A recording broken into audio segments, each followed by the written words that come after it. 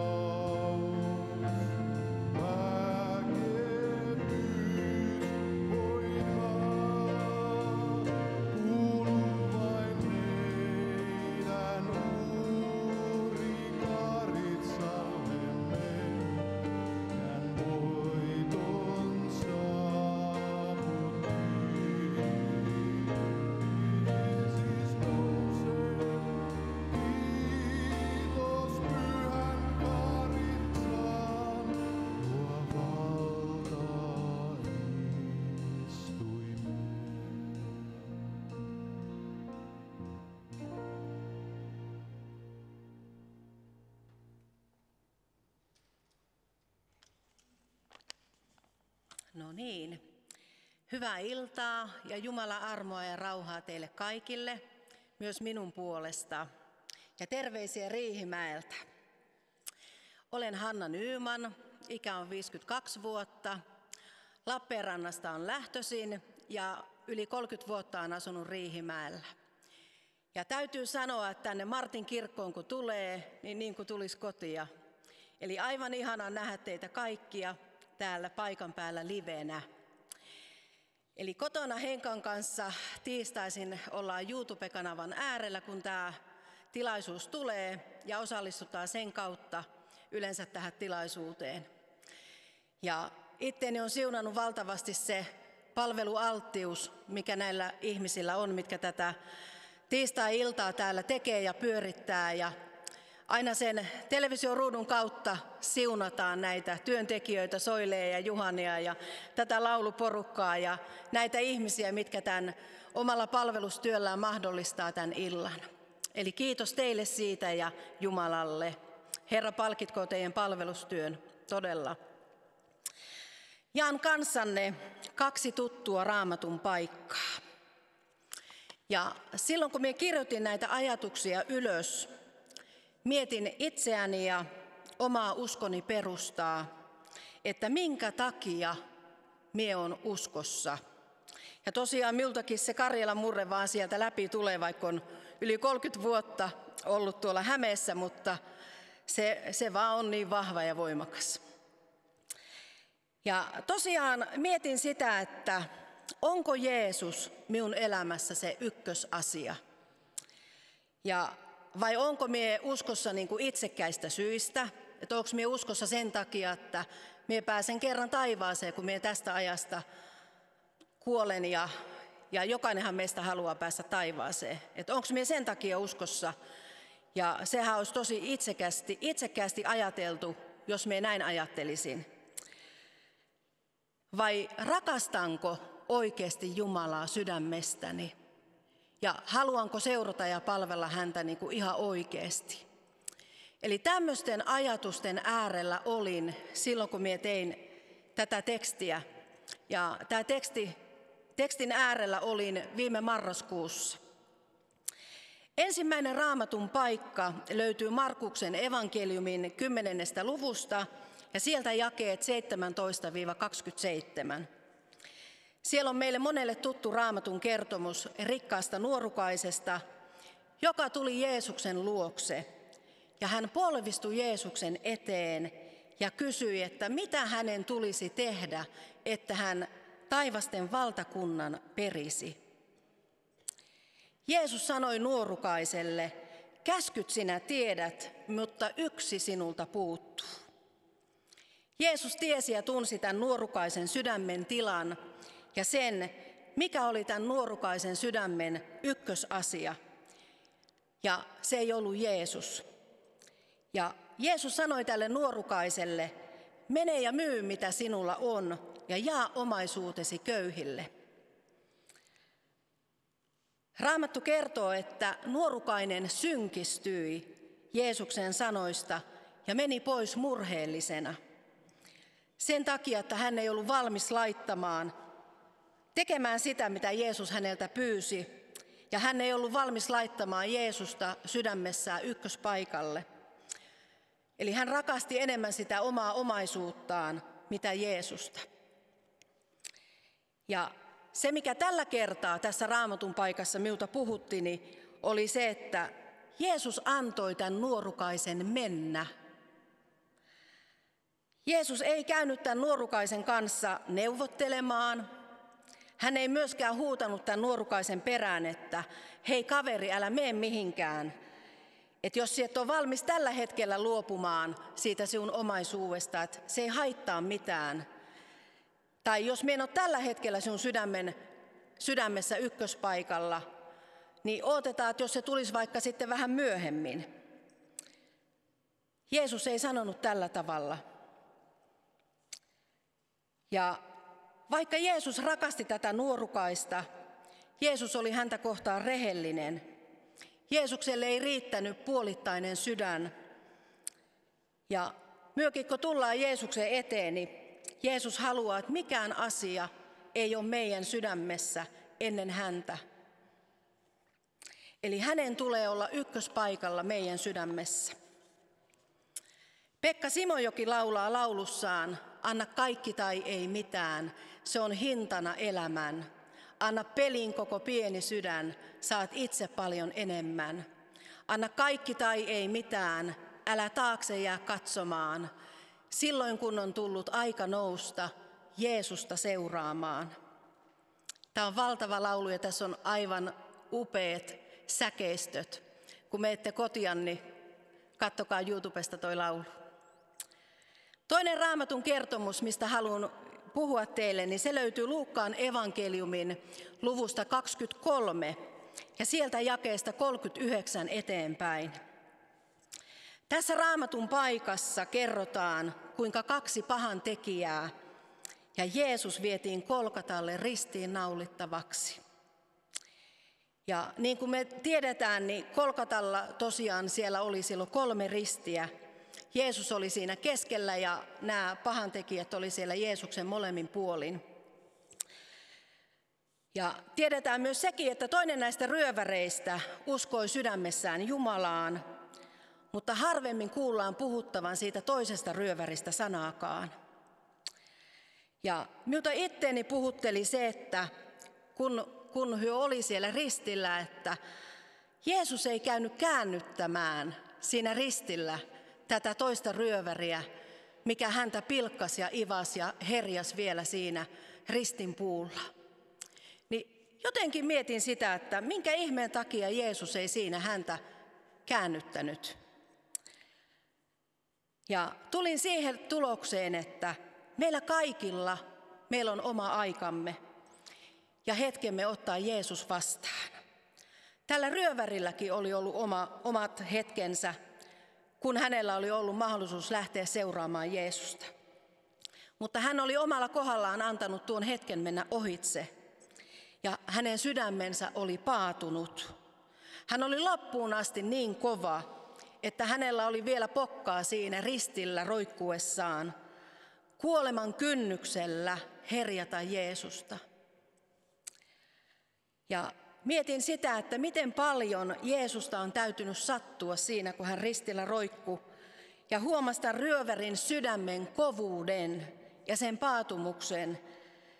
Ja kuitenkin Jeesus kantoi siinä ristillä hänenkin synnit harteillaan.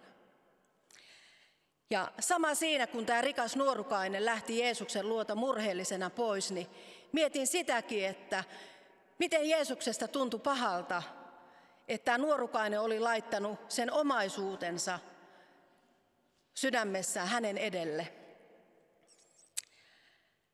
Ja haluan sanoa, rakas kuulijani, sinulle tänä iltana, että jos ja kun koet sydämessäsi kutsua lähteä seuraamaan Jeesusta, se kutsu ei ole keneltäkään ihmiseltä, vaan itse taivaan Jumalalta. Johannes 6:44, siellä sanotaan, ei kukaan voi tulla minun tyköni, ellei Isä, joka on minut lähettänyt, häntä vedä. Eli toisin sanoen, itse taivaan Jumala vetää sinua puoleensa. Hän rakastaa jokaista ihmistä niin paljon, ettei hän soisi yhdenkään mennä kadotukseen ja iankaikkiseen eroon hänestä.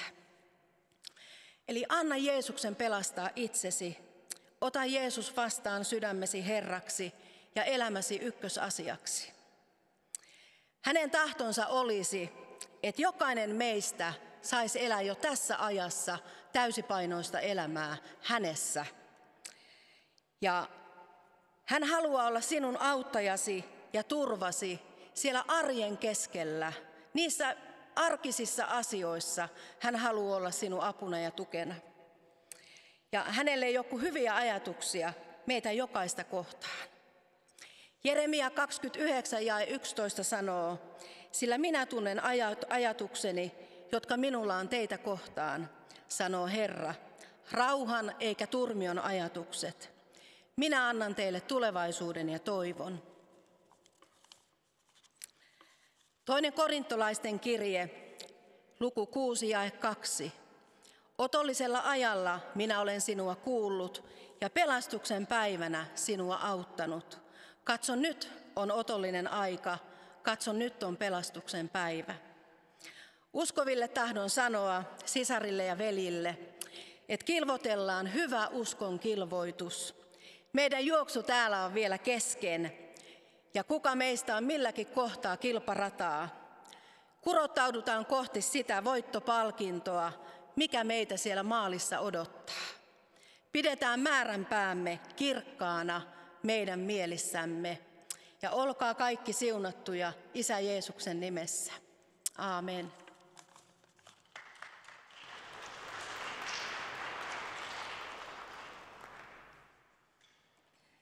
Kiitos Hanna.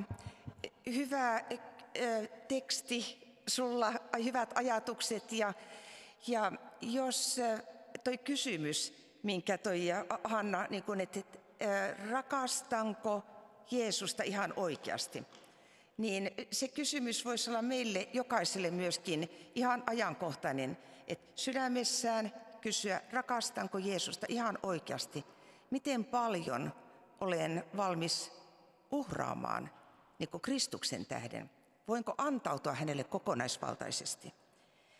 Ja tuossa kun on ne 4 evankelistaa, jotka kuvaa näitä samoja asioita, ja sä toit tosiaan tämän rikkaan nuorukaisen, mistä sekä Matteus että Markus kertoo, ja tosiaan 4 evankeliumia. Että jos ajatellaan, että yksi evankelista kuvaa Jeesusta vaikka edestäpäin, ja sitten seuraava evankelista oikealta puolelta, sitten yksi evankelista takaa ja 4. evankelista vasemmalta puolelta.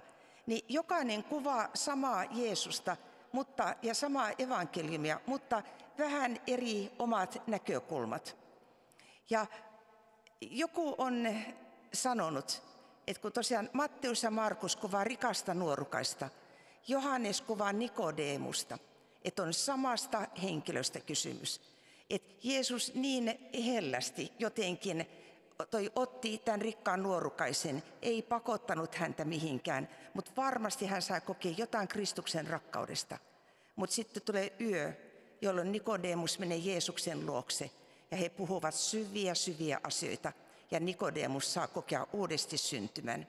Eli Jumala nivoo asioita yhteen myöskin meidän elämässä. Ja seuraavaksi Hemmin vuoro laulaa siellä ja sitten Hemmin laulun jälkeen tosiaan Lahtisen Matti jatkaa tosiaan Jumalan sanan opetusta ja tässä on mukavat Hanna ja Hemmi aviopuolisot ja mukavaa ollaan saatu teidät molemmat tänne kirkkoon. Kiitos vaan. Ja kyllä se näin on, että armosta eletään tänäkin iltana. Ja itsekin olen 10 vuosia saanut olla uskossa, mutta aina tuntee itsensä, että on niin syntinen ja epäonnistunut, mutta joskus meidän pitää vähän epäonnistua, että Herra saa tulla kirkkaammaksi meissä. Mä oon tällaisen laulun valikoinut, kun sä minne kuljet, pieni ihminen, Allan L. Mäntyniemen tekemä laulu, hienot sanat.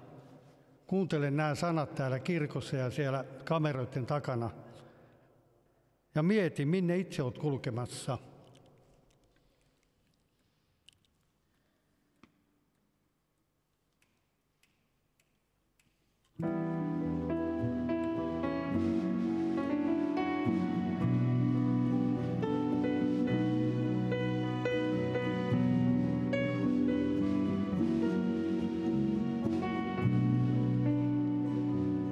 Se minne kuljet, pieni ihminen, sä etsit tietä suuntaa hapuilleen, et tiedä huomista, et tulevaa, se mitä tuokaan mukanaan. On aika pysähtyä huomaamaan, ei ole mikään täällä ennallaan. Sen tähden sovintoon käy Jumalan, tuo hänelle itses kokonaan. Saat kanssaan kaiken alkaa uudestaan, jo luokse Herran jouduthan. Se minne kuljet pieni ihminen, etsitkö rauhaa turvaa sydämeen? Sä pysähdyin ja katsoin Jeesukseen, on siinä ovi taivaaseen. On aika pysähtyä huomaamaan, ei ole mikään täällä ennallaan. Sen tähden sovintoon käy Jumalan, tuo hänelle itses kokonaan. Saat kanssaan kaiken alkaa uudestaan, jo luokse Herran jouduthan. Sä minne kuljet pieni ihminen, tuo hänelle toiveet, haaveet särkyneet. Hän sulle huomisen suo paremman ja kaiken mitä tarvitsee. On aika pysähtyä huomaamaan, ei ole mikään täällä ennallaan. Sen tähden sovintoon käy Jumalan, tuo hänelle itses kokonaan. Saat kanssaan kaiken alkaa uudestaan, jo luokse Herran jouduthan. Amen. Siunausta kaikille.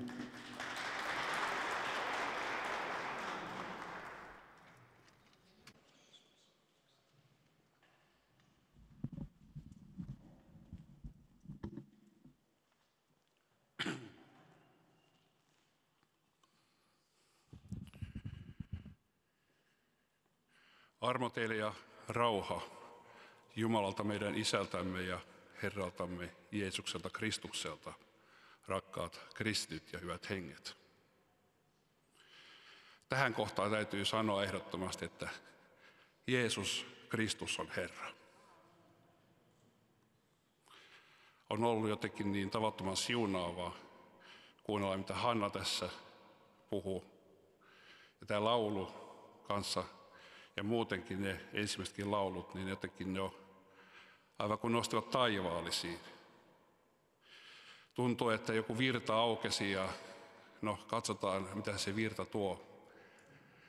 Jeesushan on luvannut, että joka juo sitä vettä, jota hän ammentaa, niin hän on tuleva se veden lähteeksi. Ja sitten sitä vettä saa pulputa ja se pulppua iankaikkiseen elämään. Asia, josta ajattelin tänään puhua, on sellainen, josta jotkut ovat kuulleet ihan pari päivää sitten, mutta koska en pidä koskaan samaa saarnaa 2 kertaa, niin ei ole pelko, että tulisi ihan samat asiat. Tällä hetkellä jotenkin, kun me eletään tällaista aikaa, jossa kaiken aikaa maailma pimenee, elämä muuttuu epävarmemmaksi, Messian askeleiden äänet kuuluvat, maailma on myllerryksissä ja ihmiset kysyvät, että onko se tai tämä profetoitu sota jo alkanut. On hyvin tärkeää, että me teemme sen, mihin Raamattu kehottaa meitä apostoli Paavalin kautta, kun hän sanoi, että koetelkaa itseänne, että onko Messias Jeesus teissä. Jos ei ole, niin te ette ole koetusta kestäviä. Kysymys, jonka äärellä oikeastaan tänään olemme, niin muotoilen sen tällä tavalla. Oletko uskovainen vai opetuslapsi? Äkkiseltään hän tuntuisi, että nämä on ihan sama asia. Ja kuitenkin kun me luemme Raamattua, esimerkiksi minulla on auki tässä sellainen paikka kuin Johanneksen evankeliumin 8. luku. Siellä vaikkapa jakeesta 31 eteenpäin. Jeesus puhuu, niin kuin tämä paikka kertoo meille, juutalaisille, jotka uskoivat häneen. Jeesus kertoi meille tai Johannes on kirjannut muistiin näin, että niille juutalaisille, jotka nyt uskoivat häneen, Jeesus sanoi: jos te pysytte uskollisena minun sanalleni, te olette todella opetuslapsiani. Te opitte tuntemaan totuuden, ja totuus tekee teitä vapaita. He vastasivat hänelle: me olemme Abrahamin jälkeläisiä, mikä me ole koskaan olleet kenenkään orjia. Kuinka voit sanoa, että meistä tulee vapaita? Jeesus vastasi: totisesti, totisesti. Jokainen, joka tekee syntiä, on synnin orja. Orja ei pysy talossa ikuisesti, mutta poika pysyy. Jos poika vapauttaa teidät, te olette todella vapaita. Minä tiedän kyllä, että te olette Abrahamin jälkeläisiä. Silti te haluatte tappaa minut, koska sanani ei saa teissä sijaa. Muistan joskus nuorena, kun ensimmäisen kerran luin tämän paikan sillä tavalla, että myöskin ymmärsin lukemani. Mä en tiedä, onko teillä sellaisia kokemuksia, että joskus on lukenut jonkun raamatun paikan tavattoman monta kertaa, koskaan oikeastaan ymmärtämättä, mitä siinä sanotaan. Tässä Johannes on kirjannut ylös, että Jeesus puhuu nyt niille juutalaisille, jotka uskoivat häneen.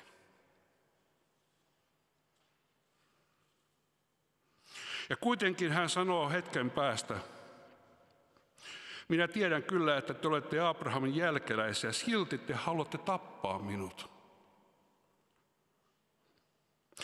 Koska sanani ei saa teissä sijaa.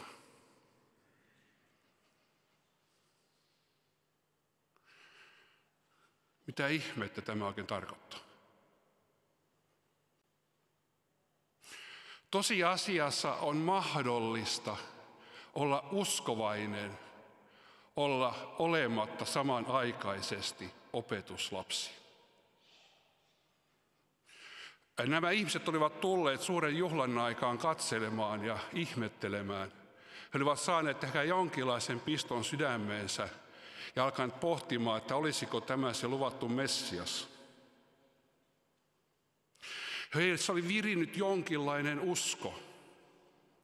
Mutta kun he ovat pelastuksensa Jumalan ja luojansa edessä ja ensimmäisen kerran kommunikoivat Jeesuksen kanssa suoraan, niin he aloittavat sen keskustelun valehtelemalla. He sanovat tässä Jeesukselle, että emme me ole koskaan olleet orjia. Ja koko juutalainen uskonto perustuu, kaikki Jumalan juhlat, sekin mitä he olivat viettämässä, nimenomaan orjuudesta vapautumiseen. Kuinka kansa, joka on vapautettu Egyptistä, joka joka vuosi kokoontuu pääsiäisenä temppeliin, pyhään kaupunkiin, viettämään sen vapautuksen muistojuhlaa, kun heidät vapautettiin orjuudesta, kuitenkin sanoo omalle Jumalallensa, että me emme ole koskaan olleet orjia.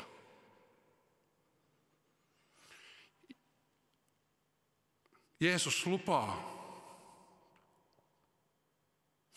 että totuus tekee vapaaksi.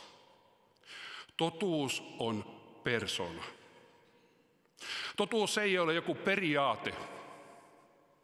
Totuus ei ole teologinen idea. Totuus ei ole jotakin, mitä voit opiskella yliopistossa tai peruskoulussa. Totuus on persona. Jeesus sanoo Johanneksen evankeliumin 14. luku jae 6. Minä olen tie, totuus ja elämä. Ja Raamattu todistaa meille, että sille, jolla ei ole poikaa, sillä ei myöskään ole elämää. Mutta jolla poika on, sillä on elämä itsessään.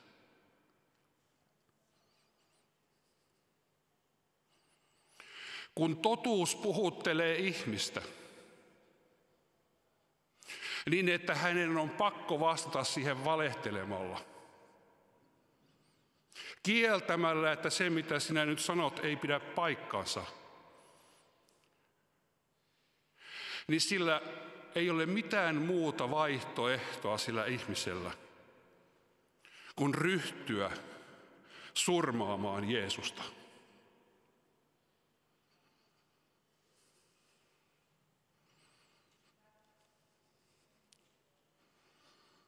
Tuli vähän tällainen tymäkämpi aloitus.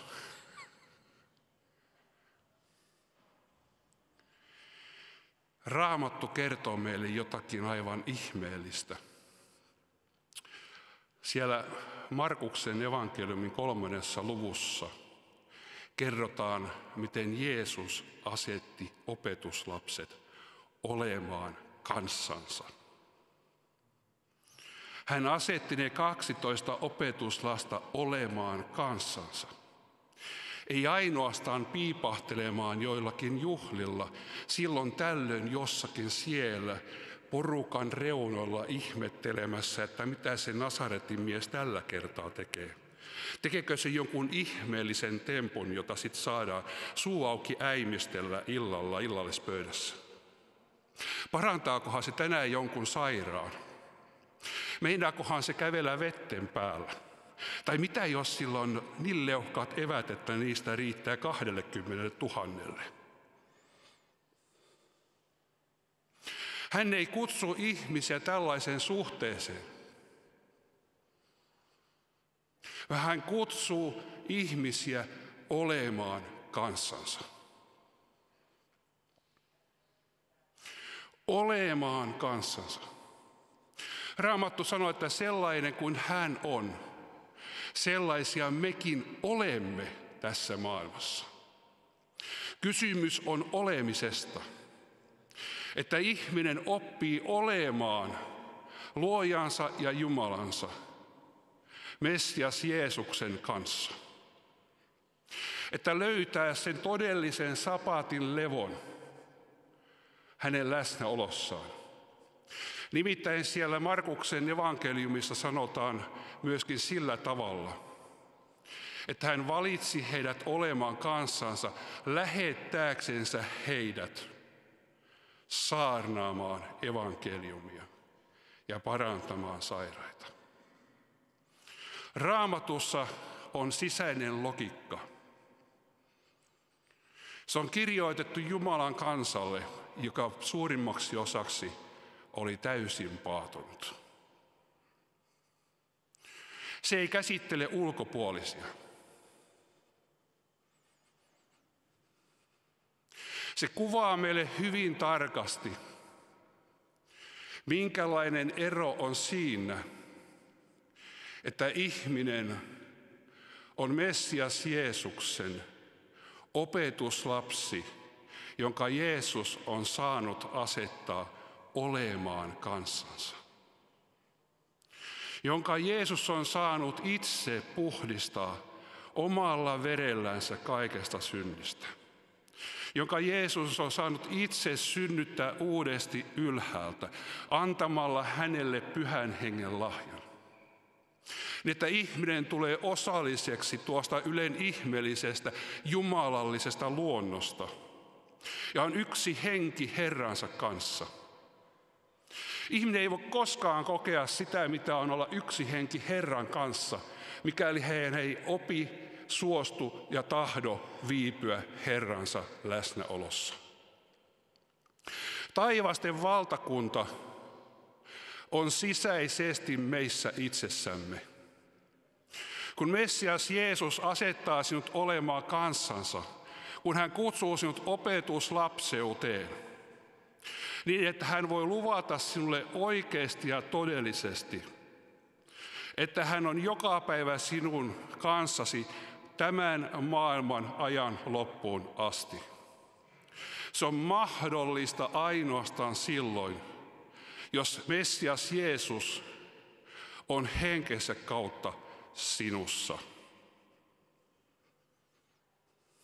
Jos hän on vielä huutolaispoika, jos hän on juhlien suuri päähenkilö, joka otetaan sieltä porstuasta ja kutsutaan kahvipöytään.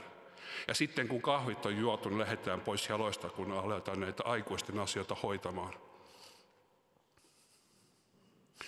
Niin ihminen ei koskaan pääse osalliseksi siitä jumalallisesta luonnosta, johon hänet on alun perin tarkoitettu.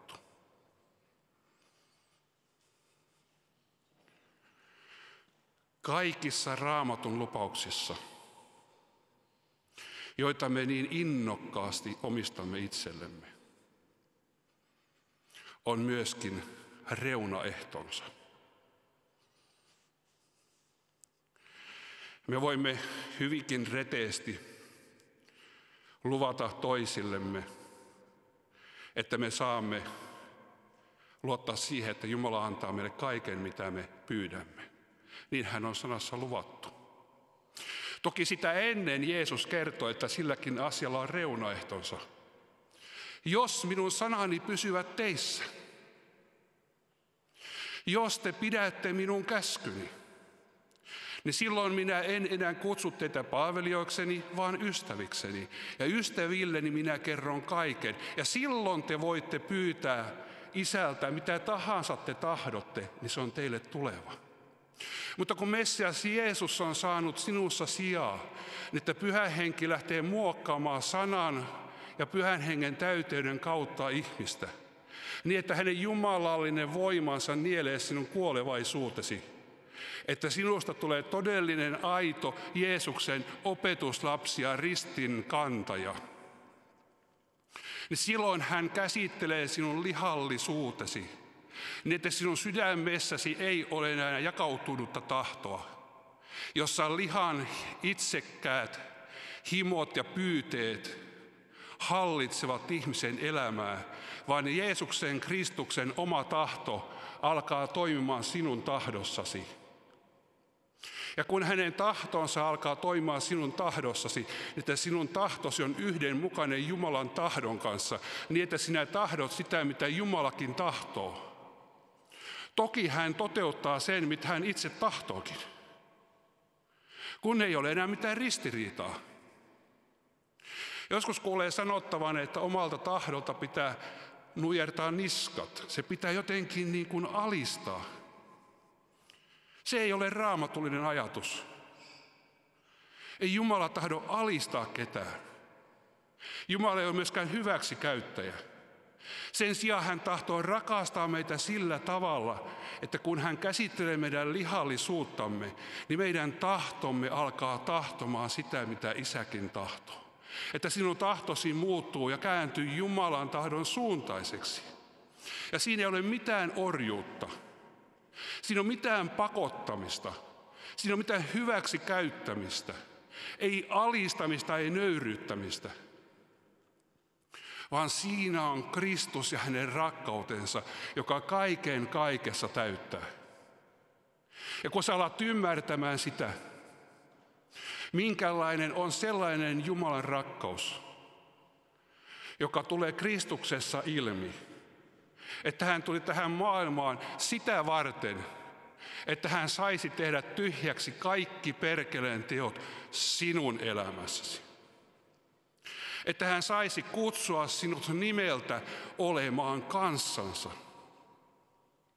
Kaiken aikaa sellaisen Jumalan läsnäolossa, joka haluaa vuodattaa sinuun oman jumalallisen elämänsä, joka haluaa saada sinussa muotoa, joka haluaa käsitellä sinun lihallisuutesi, jotta hänen ihanuutensa, hänen verensä puhdistava voima, hänen henkensä uudistava voima, hänen sanansa muuttava voima tulisi sinussa todeksi niin, että muutkin sen näkevät. Jeesus sanoi itsestänsä, että poika ei voi tehdä mitään muuta kuin mitä hän näkee Isän tekevän. Sitten hän sanoo, että niin kuin Isä lähetti minut, niin minä lähetän teidät. Ja hän sanoi, että joka on nähnyt hänet, on nähnyt Isän. Jeesuksen unelma sinusta on se, että jonakin päivänä voidaan sanoa, että joka on nähnyt sinut, on nähnyt Jeesuksen.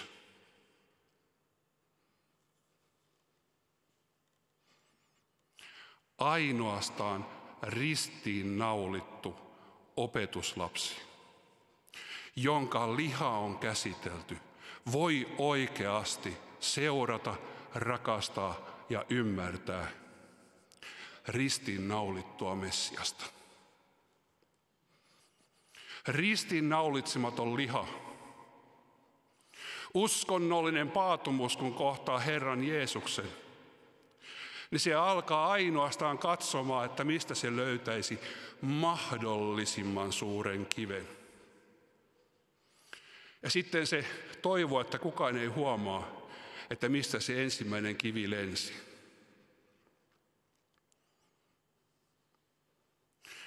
Kaikkein pahin laatu paatumuksen alueella on uskonnollinen paatumus.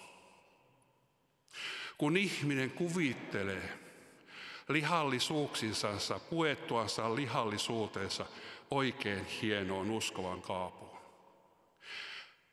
kiilotettuansa kenkänsä, ne pyhäkengät, kammattuansa naamansa, maksettuansa kymmenyksensä, suoritettuansa teologiset opintonsa, täysin vakuuttuneena siitä, että nyt, jos koska, Jumala on iloinen taivaassa, että hänellä on edes yksi kunnon uskova maan päällä.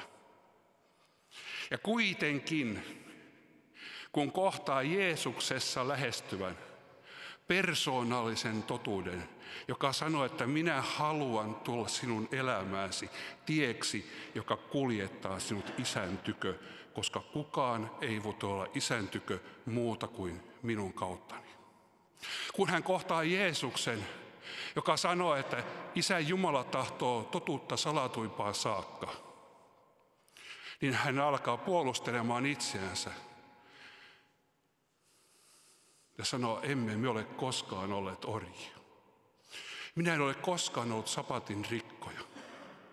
En ole koskaan puhunut pahaa kenestäkään.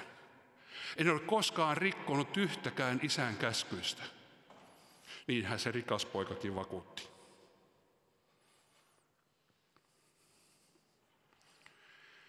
Ja kun hän kohtaa Jeesuksen ja katsoo Jeesuksen silmiin, hänen sisimmässänsä herää hirvittävä raivo ja tarve surmata tuo totuus, jonka hän kohtasi Jerusalemin kadulla.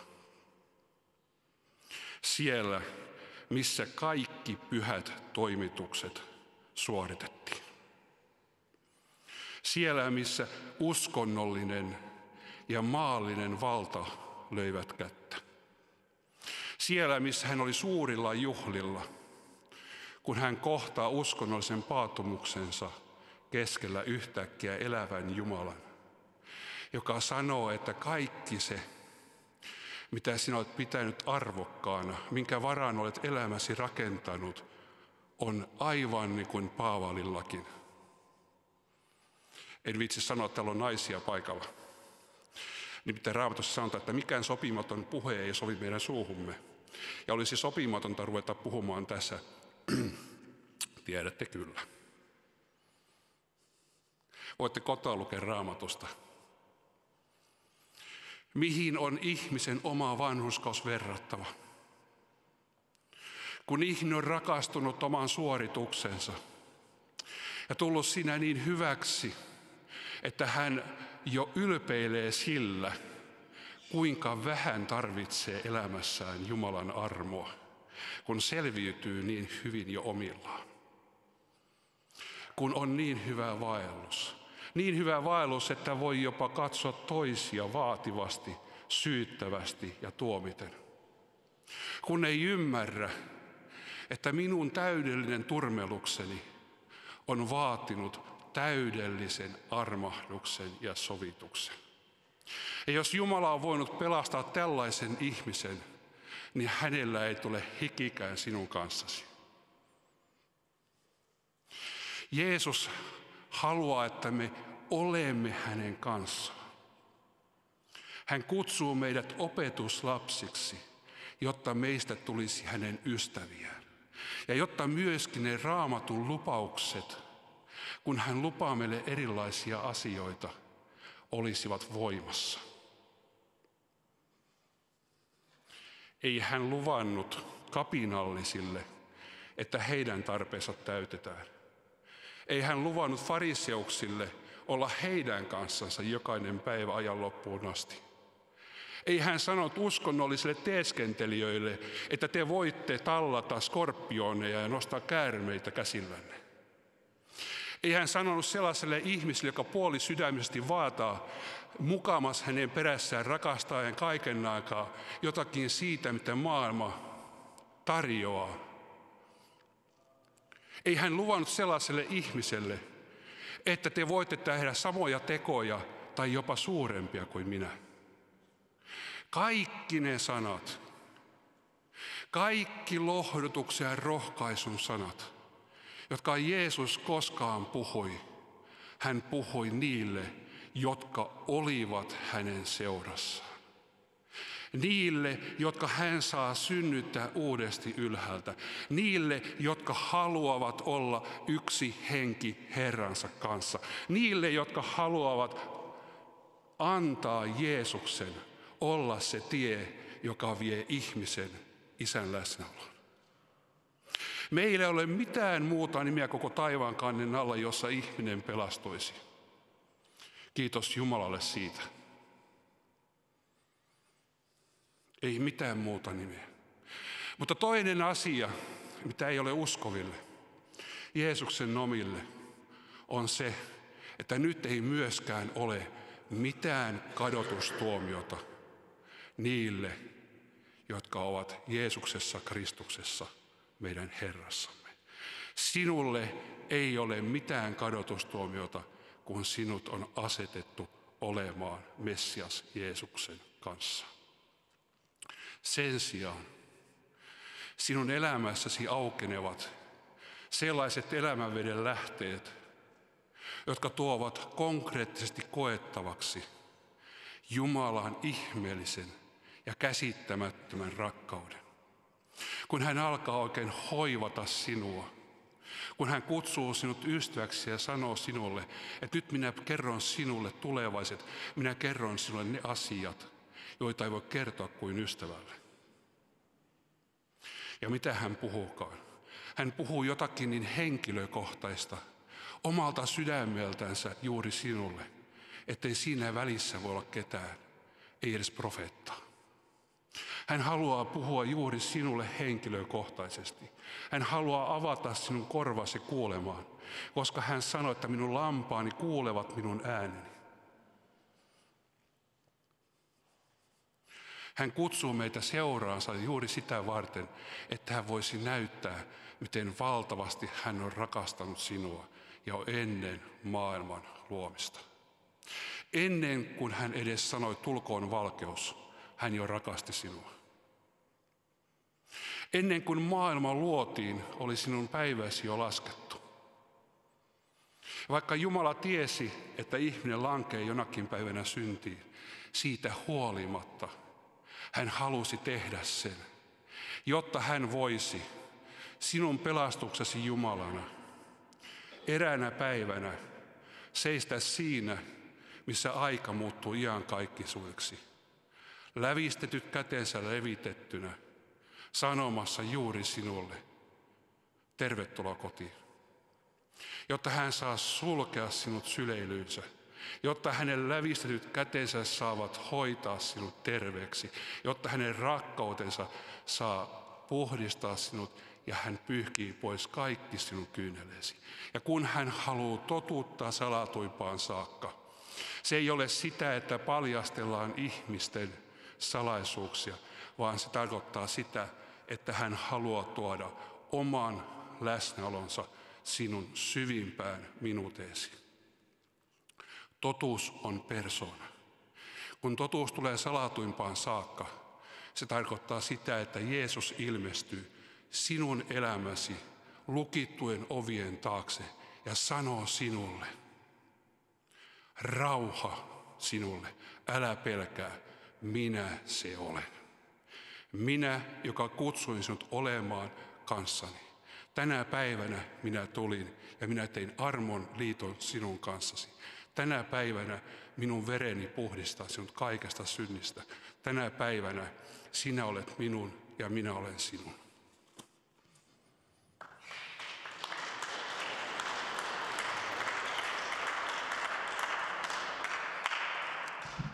Aamen. Kiitos hyvästä sanasta ja siinä oli paljon semmoista, että ihan kehottaisin, että myöhemmin vaikka katsot vielä ihan sitten nauhalta tämän puheen uudestaan ja pohdit näitä asioita. Mutta Jeesus asetti sinut ja minut, Jeesus asetti opetuslapset olemaan kanssansa, mikä kunnia vaeltaa Herran kanssa. Lauletaan yhteisesti seuraavaksi.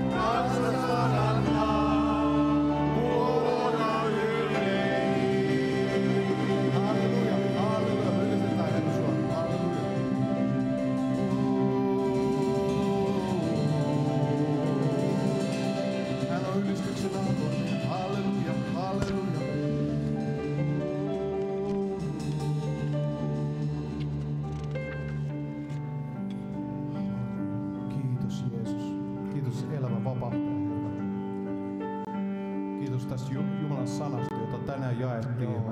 Kiitos Herra, että me saadaan olla sun lähellä. Lähellä sua, oppia sinusta.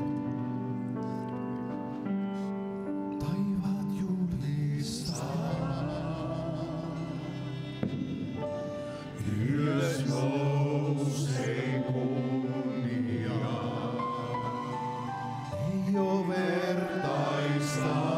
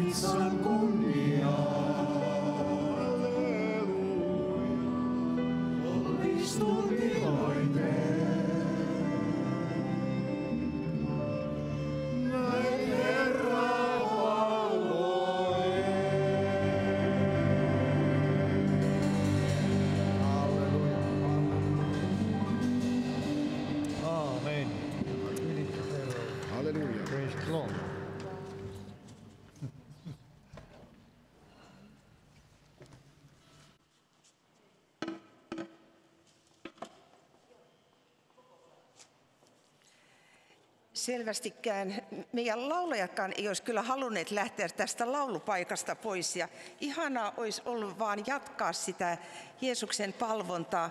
Kiitos aiheet nyt tässä vaiheessa. Kiitos Jeesus, että uskonsisaren kaihileikkaus meni hyvin. Kiitos Jeesus, että silmänpaineet olivat kohdallaan paremmat kuin aiemmat mittaukset. Ja puolestani rukoiltiin, verenpaine normalisoitui heti seuraavana päivänä. Kiitos Herralle. Ja kiitos Jeesukselle, joka paransi rukousten ja pitkän antibioottikuurin jälkeen vaikeasta borrelioosista. Kiitos Herra, kun tulehdustila väistyi.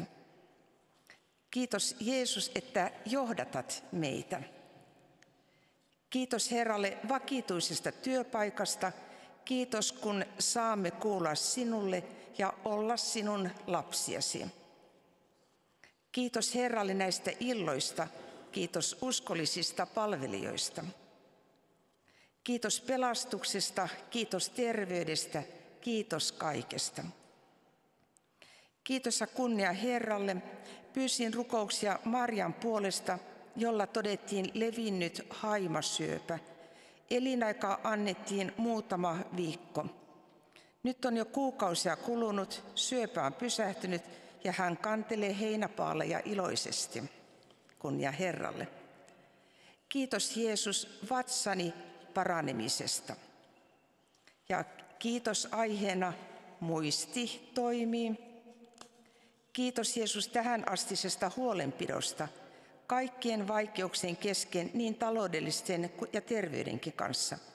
Luottamus Jumalaan on suurin voiman lähteeni.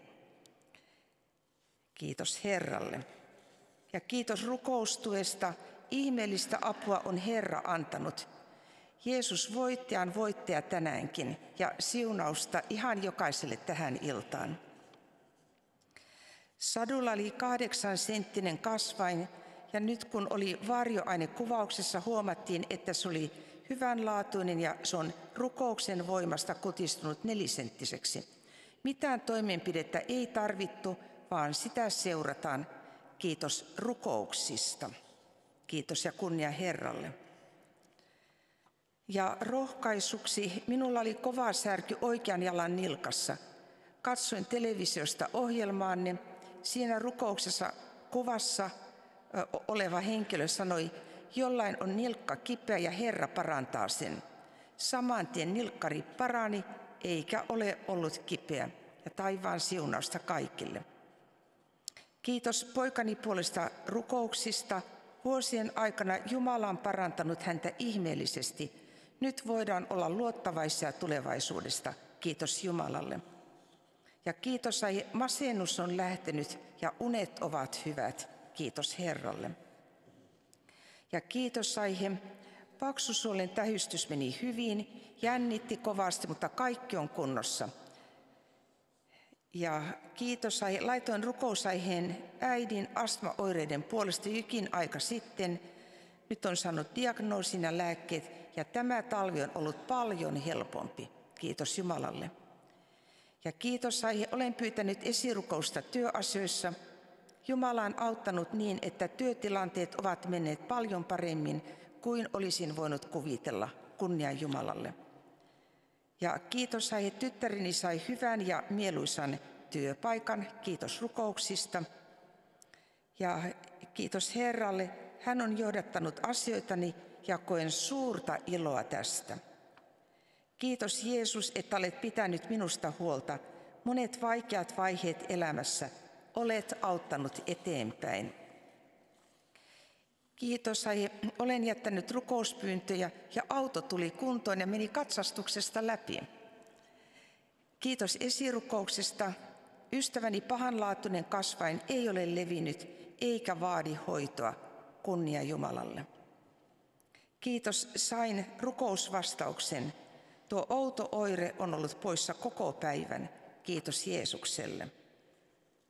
Ja eiköhän kiitetä yhdessä Herraa, joka on hyvä ja joka vastaa rukouksiin. Ja sitten Robert Berg ja pari ihanaa laulua.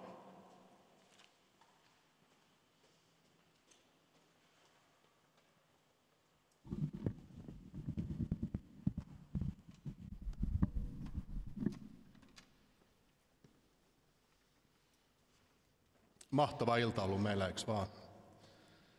Todella siunattu ilta. Haluan kiittää jälleen Ilpoisten piiriä kutsusta ja siitä, että saatiin tulla Yksi Sydän -yhtyeen et Sion kanssa tänne tänään teidän keskelle tänne Ilpoisten piiriin. Laulan tosiaan 2 laulua tähän ja ensimmäisen laulun nimi on Suullani ylistän Jeesustani ja toisen laulun nimi on Jeesus ylhäisin nimi.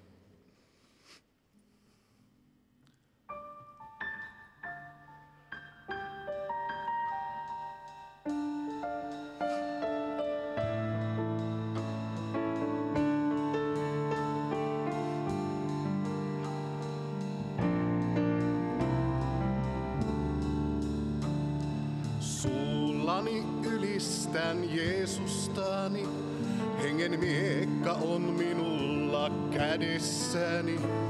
Ei Kuoleman portitkaan estää mua voi, sillä taistelu on Jeesukseen. Suullani ylistän Jeesustani, hengen viekka on minulla kädessäni. Ei tuonelan portitkaan estää mua voi, sillä taistelu on Jeesukseen. Ylistän Herra, halleluja, ylistän Herra, halleluja, ylistän Herra, halleluja, annan soida sen äärin maan. Ylistän Herra, halleluja, ylistän Herra, halleluja, ylistän Herra, halleluja, annan soida sen äärin maan. Jeesus, ylhäisin nimi, pelastajamme, kirkkauden Herra, Immanuel,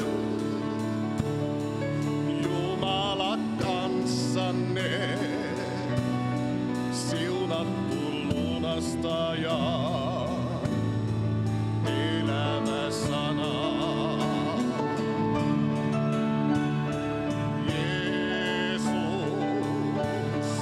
Ylhäisin nimi, pelastajamme, kirkkauden Herra, Immanuel, Jumala kanssanne, siunattu lunastaja, elävä sana.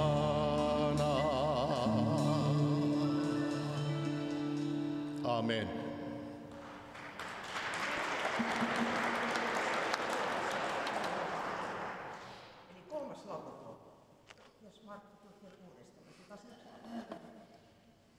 No niin, Markku ja Uffe, onneksi harjoiteltiin tää varalaulukin. Tänään on kunnian päivä.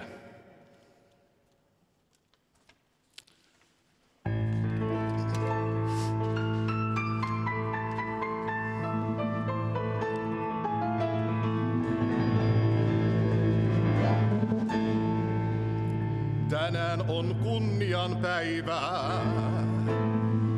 ylistän Jeesustani, nimeänsä koroittain, rakkaudestaan laulan vain, kun hän minut pelasti. Siksipä hälle nyt laulan, vaik kielen kankea on. Pyytäen siunaustansa, korjuun iäiseen eloon. Siispä Herrani lauloin, ylistä sieluin, katkesi tehet synnin, vihan ja tuomion, ristin kuolollaan kerran, mun osti Herran, voiton sanoman viedä, tahdoin vangituille. Ystävä, kuuletko kuinka Jeesus sua kutsuilevi pelastukseen tulemaan, valkeudessaan kulkemaan kohti ikuist eloa. Otathan vastaan hänet, syömesi puhdistamaan. Silloin sun kohtalos kääntyy ja alat iloitsemaan. Siispä Herrani lauloi, ylistä sielui, katkesi tehet synnin, vihan ja tuomion, ristin kuolollaan kerran, mun osti Herra, voiton sanoman viedä, uskoin vangituille. Siispä Herrani laului, ylistä sielui, katkesi tehet synnin, vihan ja tuomion, ristin kuolollaan kerran, mun osti Herra, voiton sanoman viedä, uskoin vangituille. Amen.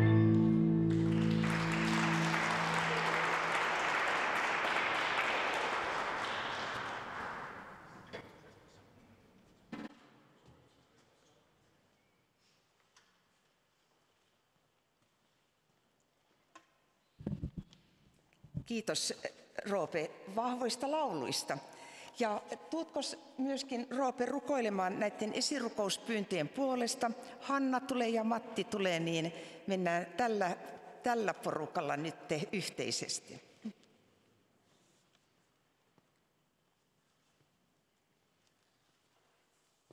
Olisiko se laatikko siihen? Ja Matti, aloitatko? Joo. Aloita paikka. Pyhä Isä, ihmeellinen Isä, väkevä Jeesus. Pyhä kolmiyhteinen Jumala, Isä, Poika, Pyhä Henki. Me ylistää ja paavoita Isä sua siitä, että me saadaan tulla sun portteihin. Me saadaan tulla kiittämään ja ylistämään sinua. Korottamaan sun pyhää nimeä ja tunnustamaan nöyrästi, mutta iloitetta sinun poikasi Jeesus Kristus. Totisesti hän on Herra. Kiitos, että meillä on pelastus tässä ihmeellisessä nimessä, joka on ainut, joka meillä on koko taivaan kannen alla, missä ihmisen pitää pelastua. Mutta miten ihana ja suloinen se nimi on. Kiitos Jeesus. Kiitos siitä, että sä tulit tähän maailmaan tekemään tyhjäksi kaikki perkeleen teot. Jeesus, me halutaan tuoda nyt sun eteen kaikki ne asiat, jotka painaa ihmisten sydämiä, jotka on saanut kirjoituksen näihin lappuihin, mutta Herra myöskin ne asiat, jotka on jäänyt sinne, joita ei osaa kunnolla edes tuoda sanoiksi. Herra, nekin asiat, kaikki sydämen kipeyden, kaiken surun, yksinäisyyden, pelon ja ahdistuksen, kaiken sen, mikä sitoo, mikä varastaa lapsilta ilon. Isä, me tuodaan Jeesuksen nimessä sinulle ja pyydetään, että Isä kohtaa. Vastaa sinun hyvän tahtosi mukaisesti. Anna lapsillesi ilo. Pelastuksen riemu, koska ilo Herrassa meidän väkevyytemme. Täytä meitä sinun hengelläsi. Anna meidän oikein ylitse vuotavasti vaataa sinun läsnäolossasi.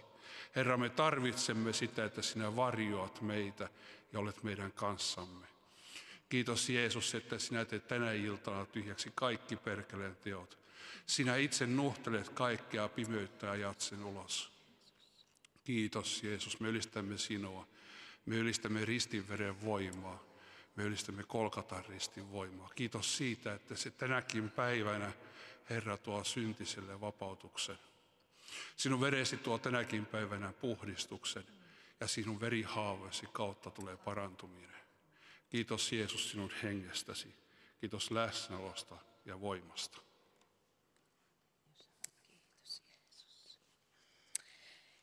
Kiitos Jeesus rakas, että me saadaan oikein yhteisestä sydämestä, Herra, kantaa kaikki nämä rukousaiheet, Herra, sinun puoleesi ja sinun kuuleviin korviin, Herra Jeesus.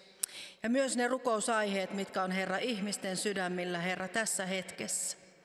Kiitos Jeesus siitä, että sinä olet apumme, Herra, sinä olet turvamme, sinä olet tosissaan meidän suojakalliomme, Herra Jeesus. Kiitos Jeesus siitä, että meidän ei tarvitse yksin näitä kantaa, Herra, vaan myös saadaan tosissaan tuoda nämä rukouspyynnöt, Herra, sinne Kolkatalle, ristin juurelle, Herra Jeesus. Saadaan jättää kaikki nämä pyynnöt ja huolet, Herra, sinne sinulle, Herra. Ja kiitos Jeesus siitä, että kenenkään ihmisen, että kukaan ei nähnyt näiden omien huoliensa ja tuskiensa ja murheiden alla, Herra Jeesus, vaan he saa katsoa, Herra, sinuun ja nostaa päänsä. Ja kiitos Jeesus siitä, että sinä olet luvannut auttaa, Herra.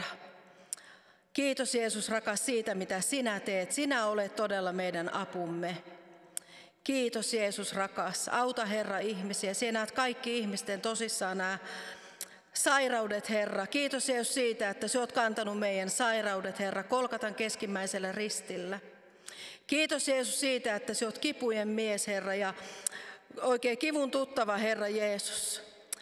Että oikein vapautusta pyydetään, Herra, ihmisille näihin kaikkiin näihin heidän sairauksiin ja näihin huoliin ja murheisiin. Kiitos Jeesus siitä, mitä sinä teet, Herra. Auta Jeesus rakas ihmisiä. Kiitos Jeesus.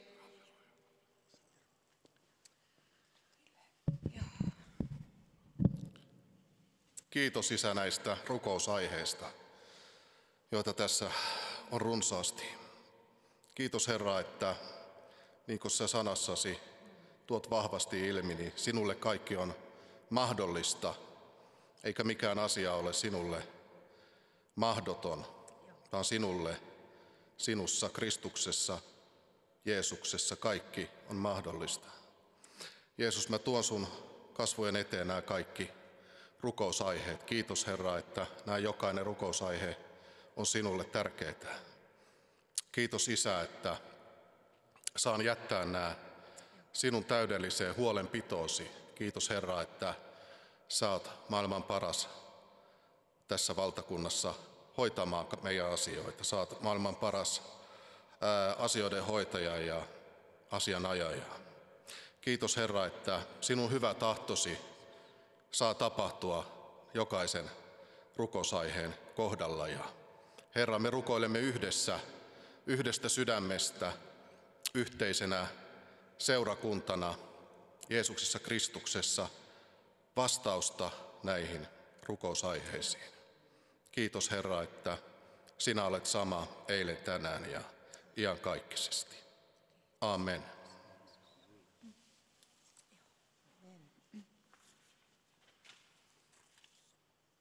Ja tuossa kun Hanna rukoili, että ettei kukaan nääntyisi rukousaiheiden alle. Se on jotenkin, se kosketti. Ja tiedän niin paljon ystäviä, varmasti täällä kirkossa istuu joku, joka kokee, että mulla on aivan näännyttävän iso aihe. Tai siellä lähetyksen äärissä aivan mahdoton aihe, että ainoastaan Herra yltää, että itse en pysty näitä asioita järjestämään. Niin jolla on semmoinen niin kuin näännyttävän iso aihe, niin voitko ihan laittaa vaikka sydämen päälle oman käden. Ja Herra, me rukoilemme, että tämä aihe, ja sitten me saadaan ojentaa se Jeesus sinulle. Jeesus, sinä olet ainoa, joka kykenet kantamaan tämän, ottamaan tämän vaikean tilanteen, vaikean aiheen hallintaasi. Ja kun Jeesus, me saamme nyt luovuttaa tämä asia sinulle, niin kiitos Herra, että me saamme ottaa rauhan vastaan. Ja oikein, että Jumalan rauha täyttää sydämen ja täyttää kaiken sen tilan, että joka on ollut aivan niin kuin huolten alla. Jeesus, kiitos, että sinä rakkaudessasi ilmestyt ja tuot voiton näihin kipeisiin aiheihin Jeesuksen kalliissa nimessä. Ja siunataanko nämä rukousliinat tässä yhteisesti? Laittakaa vaan käteenne näiden päälle ja oikeastaan se on vähän niin koko seurakunta ihan siellä katsojaa myöden, niin voi ikään kuin laskea omaan kätensä rukousliinojen ylle. Ja Herra, me pyydämme sinun apuasi, että myöskin moni rukouspyynnön tai rukousliinan saaja, hän on tosi vaikeassa tilanteessa.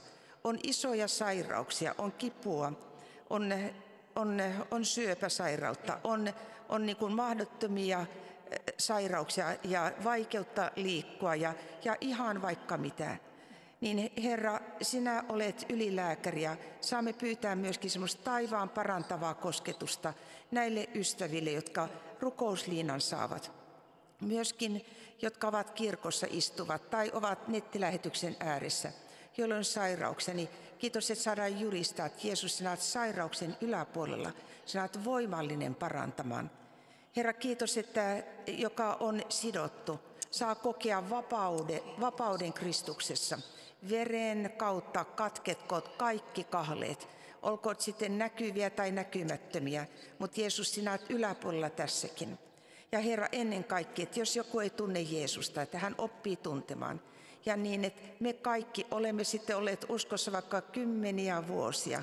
Saamme taas tänään tuoreesti antautua Kristukselle, jättää koko elämä Jeesus sinulle. Ja jos on ystävä siellä lähetysten ääressä tai kirkossa, joka et ole koskaan jättänyt elämäsi Jeesukselle, niin jätä tänään ihan tässä ja nyt, että Jeesus, tässä olen. Ota minut kokonaan, tule sydämeeni asumaan, johdata elämäni eteenpäin. Ja Herra vie sinut siihen ihanaan opetuslapseusprosessiin, jossa hänen läsnäolonsa on todellista. Kiitos, että jokainen rukousliina on siunattu Jeesuksen nimessä. Aamen. Saanko mä vaikka Hannalle? Ja sitten on joku ystävä, että on oikean käden sormissa on vaurioita, niin kiitos, että nämä vauriot parantuvat Jeesuksen nimessä. Ja sitten on ystävä, jolla on maksavaurio myöskin, niin kiitos, että tähän tulee taivaan kosketus, Jeesuksen kosketus ja parantuminen. Ja Herra, me pyydämme sinun ilmestymistäsi voimallisella väkevällä tavalla täällä meidän keskuudessamme, ihan jokaisen ystävän kohdalla, joka katsoo tätä lähetystä. Kiitos, että sinä olet voittaja Kristus. Sinä et jätä työtäsi kesken, vaan viet sen siihen jalon päätökseen.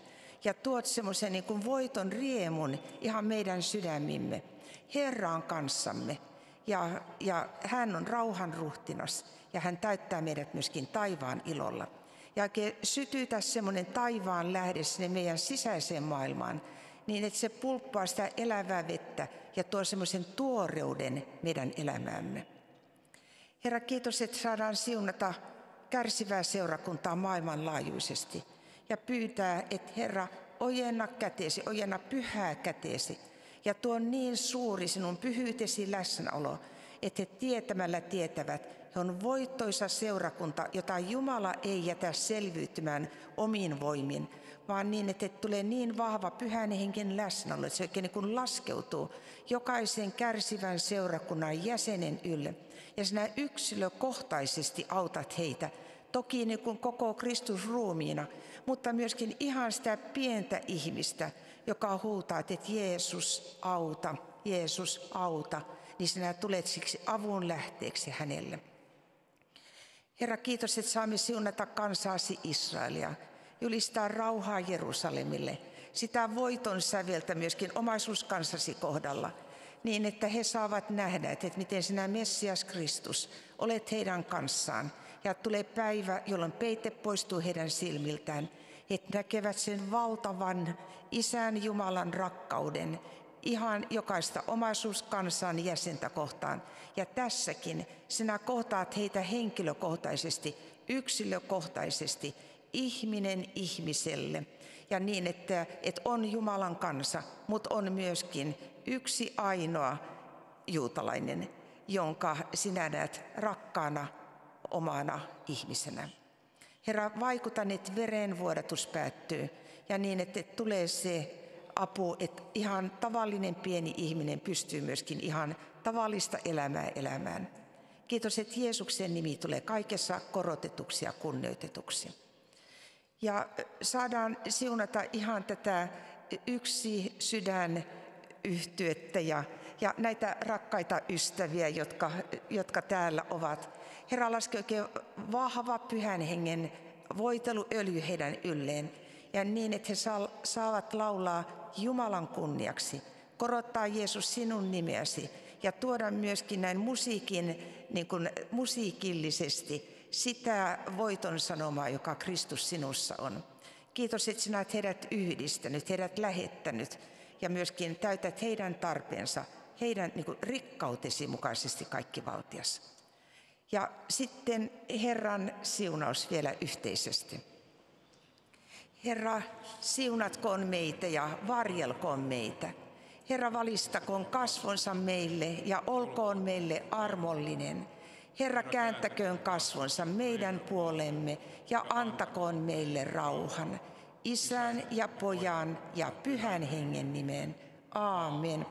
Istukaa ystävät, ja tässä on pari yhteistä laulua ja sen jälkeen on mahdollisuus henkilökohtaiseen rukoukseen ja rukouspalveluun tullaan sitten tuolta sivusta. Ja on Matti mukana rukouspalvelussa, Hanna rukoilee myöskin ja meitä on monta rukoilijaa, että kaikki, jotka rukousta tahtovat, niin myöskin rukoillaan.